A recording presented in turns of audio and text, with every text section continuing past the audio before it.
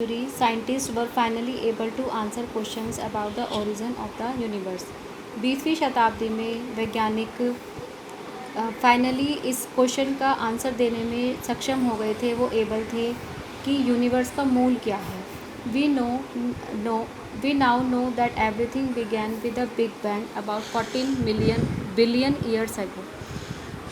हम अब ये जानते हैं कि एवरीथिंग इज़ बिगैन मतलब सभी की शुरुआत 14 बिलियन ईयर्स पहले एक बिग बैंग यानी कि महाविस्फोट से हुई थी.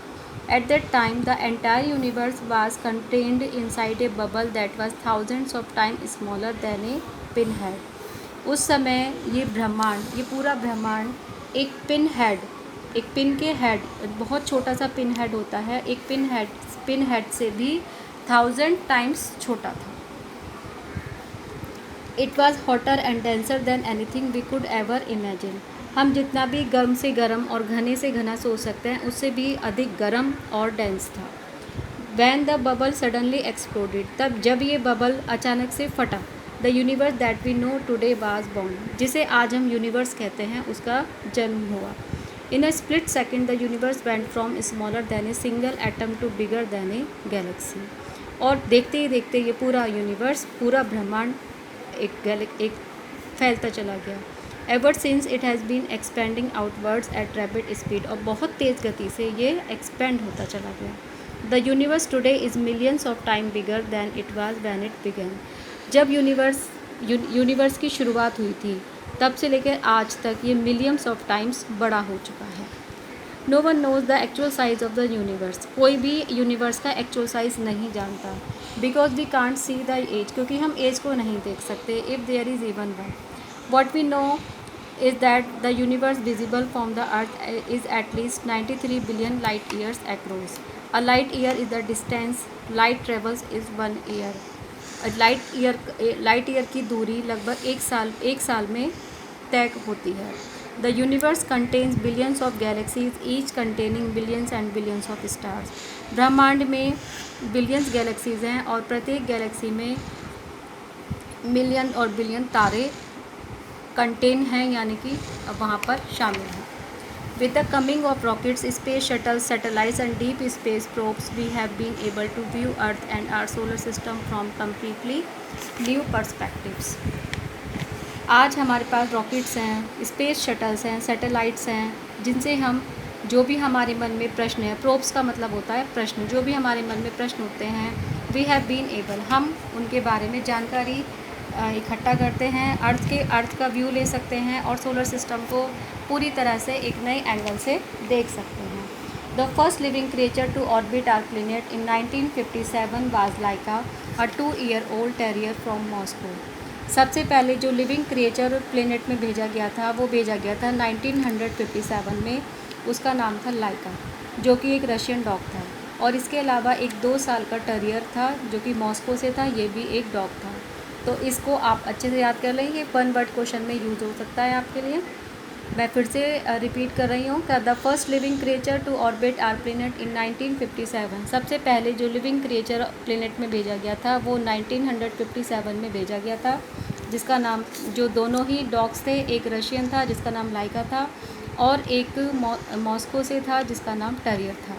The first human Russian cosmonaut Yuri Gagarin followed Laika into orbit 4 years later. इसके 4 साल बाद सबसे पहले जब मानव को प्लेनेट में भेजा गया था, वो रशियन कॉस्मोनॉट थे, उनका नाम था यूरी गागरिन.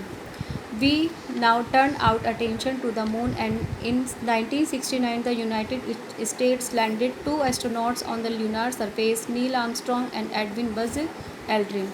इसके बाद हमारी अटेंशन मून की तरफ हुई और 1969 में यूनाइटेड स्टेट्स ने 2 एस्ट्रोनॉट को ल्यूनार सरफेस यानी कि मून पर लैंड किया. उनका नाम था नील आर्मस्ट्रॉन्ग और एडविन बज एल्ड्रिन.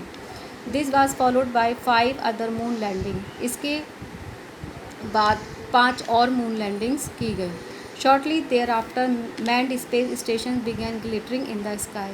इसके बाद तो वहाँ पर मानव ने स्पेस स्टेशन में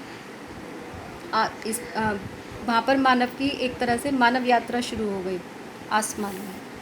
Since the late 1970s, several unmanned space probes have been sent out to explore our solar system. 1970 में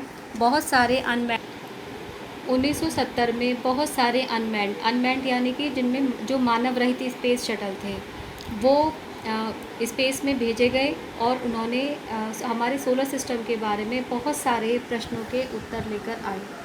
Spacecraft have landed on half a dozen worlds while rovers have driven over the surfaces of the moon and Mars. इसके बाद बहुत सारे spacecraft को moon और Mars पर भेजा गया, उनकी सतह पर भेजा गया ये जानने के लिए कि क्या वहाँ पर भी जीवन की संभावना है. In July 2015, the New Horizons probe beamed extraordinary images of Pluto and its satellites Charon as it flew by the farthest planet in our solar system and out into deep space. 2015 में एक नए probe मैंने आपको पहले भी बताया था, probe means होता है प्रश्न. एक बहुत ही एक्स्ट्रा ऑर्डिनरी इमेज प्लूटो की एक बहुत ही एक्स्ट्रा ऑर्डिनरी इमेज हमारे पास आई. वो सैटेलाइट का नाम था चारोन सैटेलाइट से एक इमेज ली गई प्लूटो की. और इसमें ये देखा गया कि एक प्लेनेट है जो कि बहुत ही तेज़ी से सोलर सिस्टम से अलग होता जा रहा है और एक आउट इनटू डीप स्पेस और एक गहरे अंधकार में चला गया है. उस प्लेनेट का नाम था प्लूटो. पहले जो प्लेनेट थे वो 9 गिने जाते थे. यही कारण है कि अब 8 प्लेनेट बताए जाते हैं. A flood of information is received from these probes as well as space observatories such as the Hubble Space Telescope. Hubble Space Telescope की सहायता से हमें फ्लड के बारे में भी इंफॉर्मेशन मिल जाती है और इसके साथ साथ हमें स्पेस के बारे में भी बहुत सारे ऑब्जर्वेटरीज यानी कि बहुत सारी खबरें या खोज हमें मिलती हैं. Astronomers and scientists are making startling new discoveries about our universe. Astronomers और वैज्ञानिकों ने बहुत सारी खोज यूनिवर्स के बारे में बहुत सारी खोज की है. They have been able to answer some of the question that have puzzled us for millennia. आज वो इस क्वेश्चन का आंसर देने में एबल हैं जो हज़ारों साल पहले हमारे लिए एक पज़ल बना हुआ था. मिलेनिया मतलब होता है हज़ारों साल पहले. Where do we come from and how did it all begin. इन्हीं दोनों क्वेश्चन से इस चैप्टर की शुरुआत हुई थी. तो आप इन लाइंस पे थोड़ा ध्यान दें कि इन्हीं से इस चैप्टर की स्टार्ट हुआ था और इन्हीं पर ये चैप्टर फिनिश हो रहा है. हज़ारों साल पहले जो मानव के दिमाग में जो क्वेश्चंस थे अब मानव उनका आंसर देने में एबल है कि हम कहाँ से आए हैं और कहाँ से इसकी शुरुआत हुई. In time, perhaps after further exploration of the universe, we may finally get the answer to the remaining mystery. Is someone out there? अब एक क्वेश्चन हमारे लिए अभी भी है जिसका आंसर अभी भी हमारे वैज्ञानिकों को नहीं मिला है. वो है कि क्या हम इस ब्रह्मांड में अकेले हैं या कोई और भी है जो हमारे साथ इस ब्रह्मांड में रहता है. हो सकता है कि शायद धीरे धीरे जैसे जैसे हम यूनिवर्स के बारे में और अधिक जाने तो हमें इसका भी आंसर मिल जाए. I hope you will understand well. Thank you.